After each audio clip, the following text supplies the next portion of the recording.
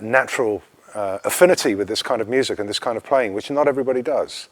You can have a drummer who's got all kinds of facility and amazing, drum set chops, but without the backstory, without having grown up with at least some awareness of how this music is supposed to sound, I don't think it's something that you're probably going to be able to nail down with complete authenticity if you come to it in later life. It'd be like me playing with a grunge metal band or something like that. I might be able to make a passing stab at it, but it's at the end of the day, it's going to lack that all-important level of authenticity. And for me, some of this music I first heard 50 years ago. So it's been part of my life for a very, very long time. And I think with that comes an understanding that it isn't measured by qualifications. It's just something that's, that has been almost, to use a shockingly well-worn cliche, it's been part of the soundtrack of your life. But the groundwork that you do with those all-important formative influences, you'll never lose that. And it's the things that you hear just like when you have a brand new computer and everything's working super fast and you've got all that memory available to you. I think those formative influences when you're young and your brain hasn't been, polluted with the dull care of everyday life and paying bills and making, what the various commitments that one has to do to be a professional musician. I think when you get those things early in life, they have a very, very profound influence that will never go away. And for me, it's something that just gets stronger and stronger with every passing year. I think I interpret this music now better than I ever have done, and I think I always did it okay. But hopefully, continuing to grow as a player and also mature as a musician, I think I bring a lot of experience and maturity without it kind of being just like a kind of retro copy, note for note throwback. I try and incorporate everything I've heard, everything I've learned, everything that I've been told, everything that I've observed throughout over 50 years of playing the drums, and bring it with me on the bandstand. I try to bring that, that kind of knowingness of what music is supposed to sound like and what the role of the drums are in that music. Because if you know what the music is supposed to do, you will immediately understand where the drums are placed in that musical environment. If all you have is amazing virtuoso drum set technique without the background and the knowledge of how the music is supposed to feel, how you're supposed to make it feel for the other people with whom you're playing, then I think that's maybe perhaps a less fulfilling take on the material to be performed. I like them. I have absolutely unending respect for everybody on the stage, from the very youngest guy, Richard, our second alto player, up to the guys who've been around a little bit longer, Andy Flaxman on lead trombone, of course Jay Craig on baritone sax. I can't have people on the stage who are not right. They have to be musically right, they have to be personally right. I prefer it if they have big personalities that match their skill set. I don't want anybody. There's no boring people in my band at all. They're all fully formed characters, and it's not like picking up the phone and calling up a requisite number of people to sit on a chair and blow down a horn. It is a cast of characters. It's much more important than just covering a chair. It's got to be the right people working together within their sections and within the whole ensemble who make it happen and who want to make it happen. Nobody's here today because it's just another gig. They're doing it because they want to. I hope that they respect my integrity as a band leader, that we don't go off doing things for commercial reasons or trying to be cute or populist in any way. We play music that's great, that we like to play and that people like to hear. It's a community. It's a balanced community. Everybody likes everybody. Everybody gets on, and they all blend impeccably as players. And if that's not happening, then I have to make a change. And it's very rare that anybody comes into the organisation who then is quietly disposed of in the dead of night. We've had great players, not just Benny tonight, but also Keith Carlock last year.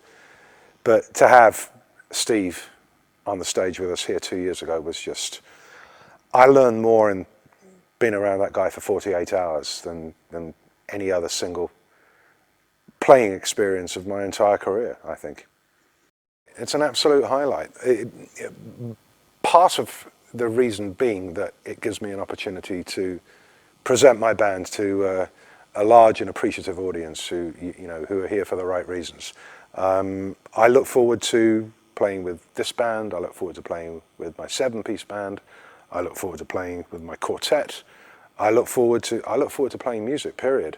I learned a very, very long time ago on a drive back from Cardiff on a wet Sunday evening in December, where I'd done a gig with another big band who shall remain nameless, and such was the nature of the music that I was called upon to play that evening, that I made a promise to myself 20 years ago that I would endeavour, insofar as it's possible, to never leave the house and do something whereby I would come home later that evening liking music less than when I left the house.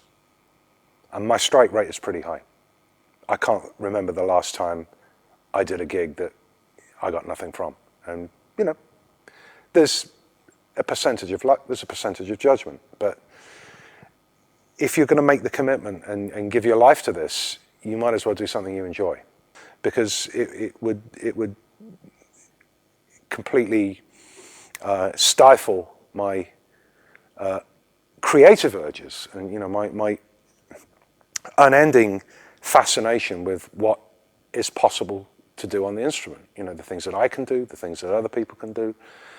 And I think it's very important that you nurture your own ability, as well as as an educator nurturing the ability of the young people coming through who are going to be the future of the industry, but that you nurture your own ability and that you look after it very, very carefully, and to try always to do things that will have you thinking the right thoughts at the end of the night. Because to come home from a gig not liking music is that's game over. And that was a rather long-winded answer. What encourages me is not just the young players who are hungry and want to progress, but very often with guys who have been playing for decades.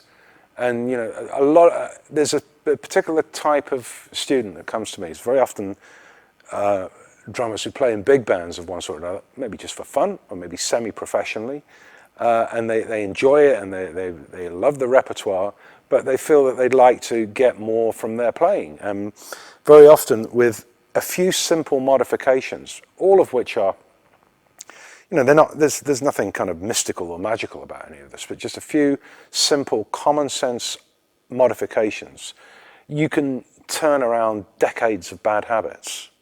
I mean, having lessons with me, I'm not the kind of teacher, very rarely do I have students coming like every month or every 2 weeks. It does happen occasionally. By and large, drummers come to me, irrespective of their professional status, age or background. They come to me to get, it's like taking your car in for an MOT or going to the doctors.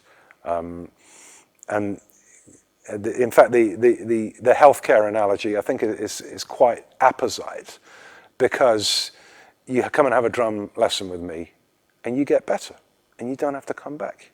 You might come back for a checkup after 6 months, just, see how you're getting on, see if any decay has set in or any chronic problems that can be alleviated. But really, it's to send people away with a little bit of knowledge that they didn't have, or just a little light bulb moment, something that they've been doing just kind of instinctively, sometimes for their entire playing life, just by making this very, very tiny modification.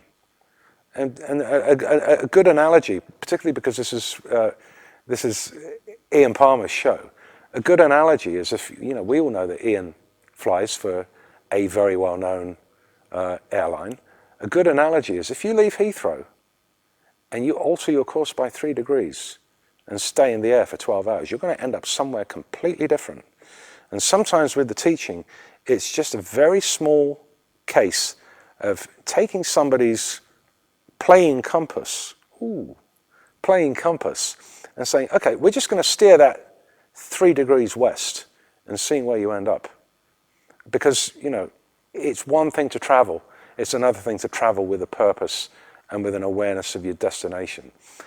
One of my other favorite analogies that I like to use with this is that, you can travel from London, you can travel 6,000 miles and end up in Hollywood if you go the right way. Alternatively, you could travel 6,000 miles around the M25 and end up exactly where you started. And playing is as simple as that. It's not, some sort of magic, mystical alchemy that is only the preserve of a privileged or gifted few. It's for everybody. And for me, one of the best things about teaching is just making those tiny, tiny little changes. Just painting over a little crack, just sealing something up, just filling something in that's been going wrong, and you send somebody off just 3 degrees west of where they were going before, and they end up somewhere completely different. One up, one down, bass drum, snare drum, some cymbals is fine. I can say pretty much what I want to say on that. That's what I'm using today, only because I'm so busy that I haven't, brought a bigger bass drum out or another floor tom or any of that, classic big band drum set iconography is not here today. But I know I can do what I need to do with the little hit and run set that I have here today. Nobody's going to ask for their money back because I didn't have a second floor tom with a towel on it and a pack of cigarettes or something. Nobody's going to have a problem with that, I don't think. Or if they do, they can come and see me and I'll put them straight. You've got to be cool, you've got to be mindful, you've got to appreciate that this gift that we have to be privileged enough to come out and play music for audiences is it can't be bought, sold, bartered or exchanged. It just can't. Anything else you'd like to say? No. Okay. Start.